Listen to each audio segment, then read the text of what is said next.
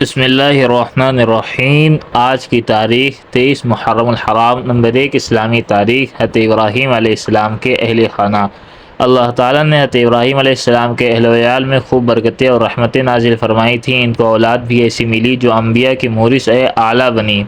انہوں نے 3 شادیاں کی تھیں۔ پہلی بیوی کا نام سارہ ہے جو آپ ہی کے خاندان سے تھیں۔ ان سے حضرت اسحاق علیہ السلام جیسے پیغمبر پیدا ہوئے، جن کی نسل سے تقریباً 3500 انبیاء پیدا ہوئے۔ ان کی دوسری بیوی کا نام ہاجرہ ہے جو شاہ مصر کی بیٹی تھیں۔ بادشاہ نے ہجرت کے دوران انہیں حضرت ابراہیم علیہ السلام کی زوجیت میں دیا تھا۔ ان سے حضرت اسماعیل علیہ السلام کی پیدائش ہوئی جو جلیل القدر نبی ہونے کے ساتھ سید الانبیاء محمد مصطفیٰ صلی اللہ علیہ وسلم کے جد اعلیٰ بھی ہیں۔ تیسری بیوی کا نام قطورہ بتایا جاتا ہے۔ ان سے حضرت ابراہیم علیہ السلام نے حضرت سارہ کی وفات کے بعد عقد فرمایا تھا۔ ان سے کل 6 اولادیں ہوئیں۔ ان کی نسل اور خاندان کو بنو قطورہ کہا جاتا ہے۔ نمبر 2، اللہ کی قدرت ہوا۔ اللہ تعالیٰ نے ہمارے لیے ہوا بنائی۔ ہوا ہی کے ذریعے ہم سانس لیتے ہیں اور ایک دوسرے کی آواز سنتے اور بات کرتے ہیں۔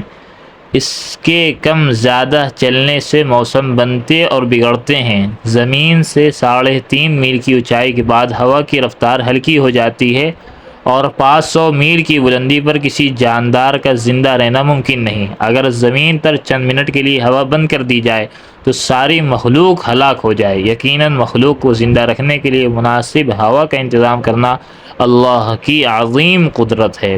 نمبر 3، ایک فرض کے بارے میں عشاء کی نماز کی اہمیت۔ رسول اللہ صلی اللہ علیہ وآلہ وسلم نے فرمایا، جس شخص نے عشاء کی نماز جماعت کے ساتھ پڑھی گویا اس نے آدھی رات عبادت کی، اور جس نے فجر کی نماز جماعت سے پڑھ لی گویا اس نے ساری رات عبادت کی۔ نمبر 4، ایک سنت کے بارے میں مہمان کے ساتھ تھوڑی دور ساتھ چلنا۔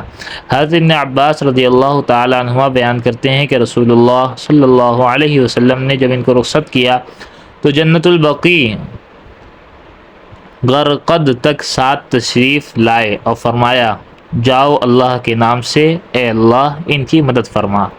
نمبر 5، ایک اہم عمل کی فضیلت، دعا سے بلاؤں کا ٹلنا۔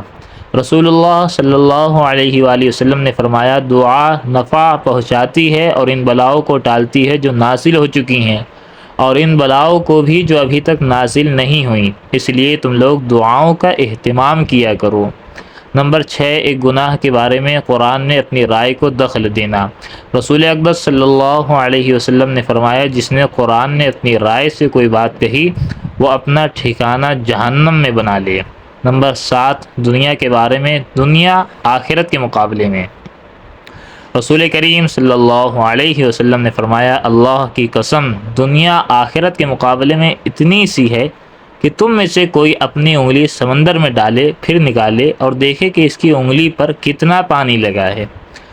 نمبر 8، آخرت کے بارے میں، اہل جنت کے لیے حوریں۔ قرآن مجید میں اللہ تعالیٰ فرماتا ہے، ان اہل جنت کے پاس نیچی نگاہ رکھنے والی بڑی بڑی آنکھوں والی حوریں ہوں گی۔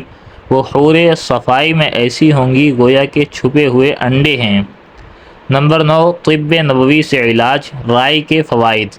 رسول اللہ صلی اللہ علیہ وسلم نے فرمایا، تم لوگ رائی کو استعمال کیا کرو کیونکہ اس میں اللہ تعالیٰ نے ہر بیماری سے شفا رکھی ہے۔ فائدہ، رائی کا تیل بالوں میں مضبوطی پیدا کرتا ہے، سفید ہونے سے روکتا ہے اور جلد میں نرمی پیدا کرتا ہے۔ نمبر 10، قرآن کی نصیحت۔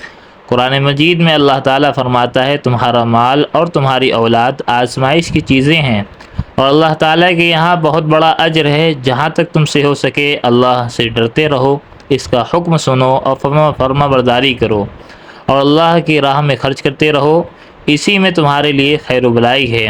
اور جو شخص نفس کی کنجوسی سے بچا لیا گیا وہی لوگ کامیاب ہونے والے ہیں۔ سبحان اللہ بحمدہ، سبحانک اللہم وبحمدک، نشہد ان لا الہ الا انت، نستغفرک ونتوب الیک۔